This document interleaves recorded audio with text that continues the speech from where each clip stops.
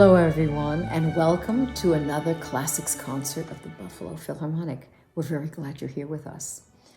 You know, one of the silver linings of having to play in a socially distanced way with a smaller group has been that we've been able to play for you pieces that we would not have played before on our season. Some new discoveries and just some wonderful pieces that have not found their way onto the stage before. If you're hearing the music, for instance, of George Walker for the first time, I think you will be amazed and deeply moved by its beauty.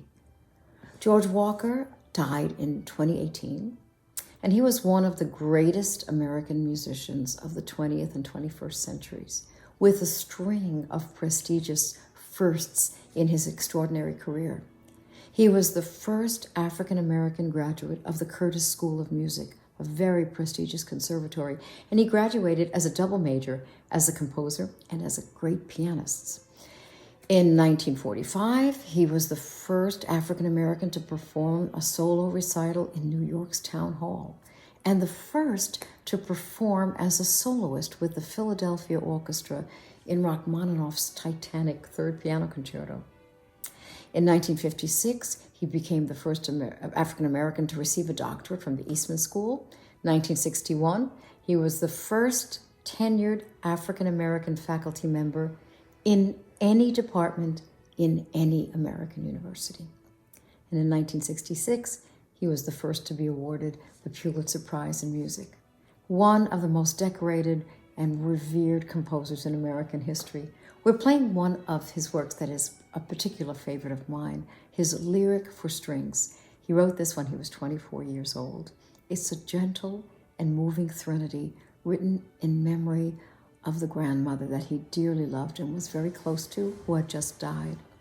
I hope that this will be a beautiful discovery for many of you. Next, we have the Handel Harp Concerto.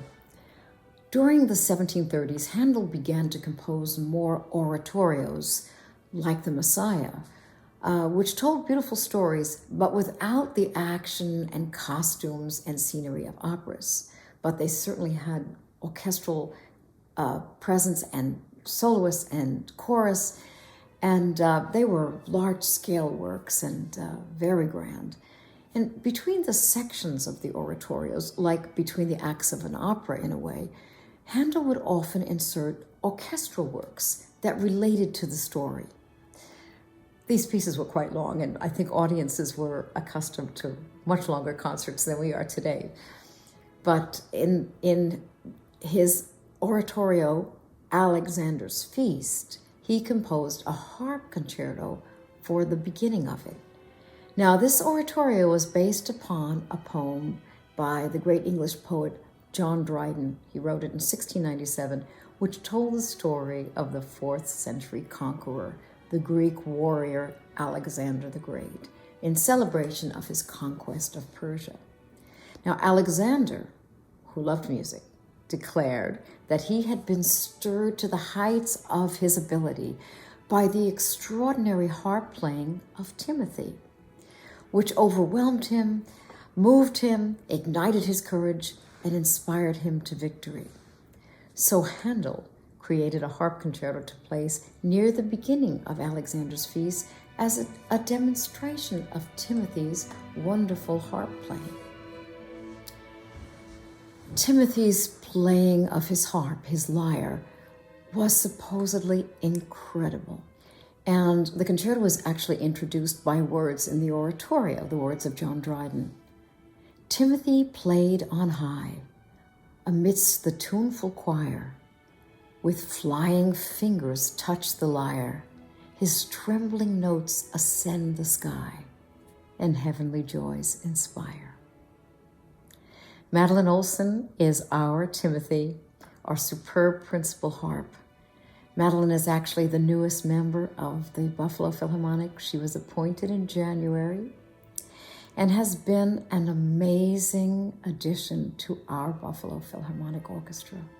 You will really love her performance of the Handel Harp Concerto. Next on the program is a piece by Sir Edward Elgar, his introduction in Allegro. Elgar, one of my favorite composers. And this is an unusual piece for string quartet and orchestra. The string quartet is right at the center with our principal chair players, Nikki and Antoine in the second violins, Carolyn in the viola, and Roman in the cello section. They're the solo string quartet, and the rest of the string section surrounds them. At this point in his life, Elgar was really at the height of his powers. He'd just been knighted, and he was the most beloved composer in Britain, 1905. And he wrote it for a particular reason. The London Symphony, that great orchestra, had just been founded.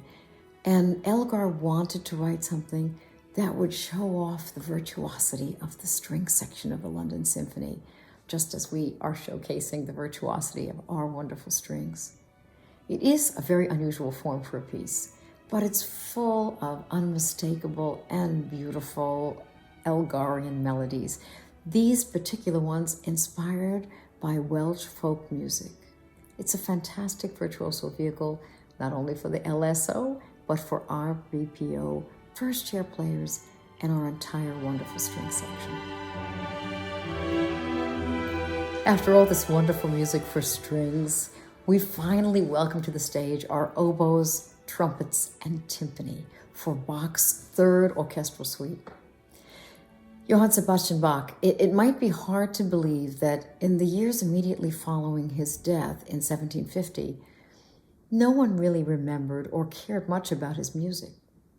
Even his composer's sons did not play it, feeling that it was too old-fashioned.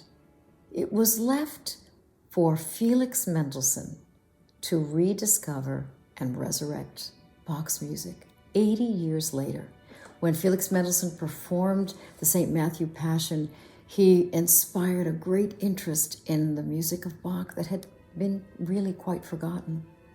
But Bach was never old-fashioned. He was one of the greatest geniuses of all time, and he actually composed the very first pieces for symphony orchestra in his 4 orchestral suites, and we're hearing the third one. The 4 orchestral suites were the first definable pieces composed for the group we call the orchestra.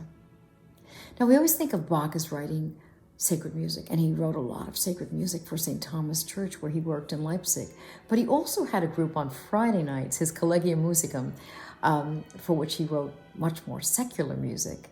And the concerts were given in Zimmerman's coffee house. So it must have been a lovely experience. And in the summers when it was beautiful weather, they sometimes moved into the garden.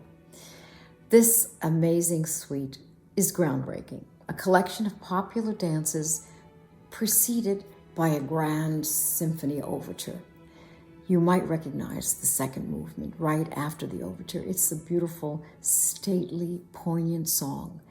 And it became famous about 100 years afterwards because it was arranged as a violin solo and called Air on the G string because the arranger specified that the violinist should play the entire melody on the lowest string of the instrument.